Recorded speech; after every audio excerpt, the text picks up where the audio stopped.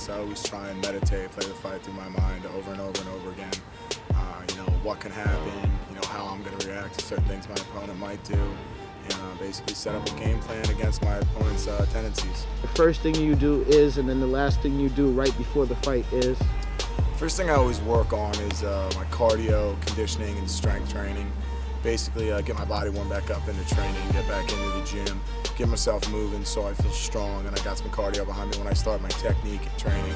And at the end of the fight, really basically just wind it down with a little light cardio, some shadow boxing, and basically fine-tune my game plan. How do you avoid punches actually during a fight?